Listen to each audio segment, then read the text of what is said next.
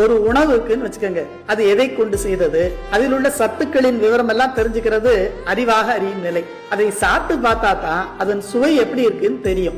இது அனுபவ நிலை. இப்ப அறிவு நிலைக்கும் அனுபவ நிலைக்கும் வித்தியாசம் புரியுதா? சாதாரணமா இந்த உலகத்துல வாழ்றதுக்கே இப்படி அறிவை கடந்த அனுபவ நிலை தேவைப்படுதுன்னா, இந்த உலகத்தையே நிலை இல்லாததுன்னு தெரிஞ்சுக்கிட்டு அதை விட்டு நிலையான இறைவன் திருவடியை அடைய விரும்புறவங்க வெறும் பார்த்தது படிச்சதுங்கிற நூலறிவை மட்டுமே வச்சுக்கிட்டு அதை எப்படி பெற முடியும்? ஒரு காலம் முடியாது. அப்போ ஏற்கனவே அந்த அனுபவத்தை பெற்ற ஒரு குருநாதரை சரணடைந்து அவர்கிட்ட உபதேசமா கேட்டுத்தான் அதை பெற முடியும். இதற்கு கற்றீண்டு மெய்ப்பொருள் கண்டார் தலைப்படுவர் மற்றீண்டு வாரா நெறி என்னும் திருக்குறளுக்கு பரிமேலழகர் உரையில கற்றீண்டு என்பதற்கு அனுபவம் மிக்க தேசிகர்வால் உபதேசமாக கேட்டுன்னு பொருள் செய்திருப்பது மேற்சொன்ன கருத்துக்கு வலு சேர்க்குது. அதனாலதான் அந்த அனுபவத்தை தரும் அனுஷ்டானம், ஜபம், பூசை முதலியவர்களுக்கு உபதேசமும் தீட்சையும் ரொம்ப முக்கியம்னு சொல்றாங்க.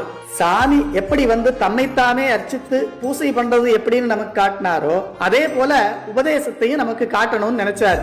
அவருக்கு போய் யார் உபதேசம் பண்ண முடியும்? அதனால அவரே ஒரு குழந்தையாக அதனிடம் உபதேசம் கேட்டுக்கிட்டாராம். இதை தனக்குத்தானே மகனாகிய தத்துவன்னு தணிகை புராணத்துல கச்சியப்ப முனிவர் நமக்கு அருளி செய்கிறார். சுவாமி மலையில முருகனே குருவாக சிவபெருமானுக்கு உபதேசம் பண்ணார்னு புராணங்களும் நமக்கு சொல்லுது. சரி, இதையெல்லாம் இப்ப எதுக்கு சொல்றேன்னு கேக்குறீங்களா?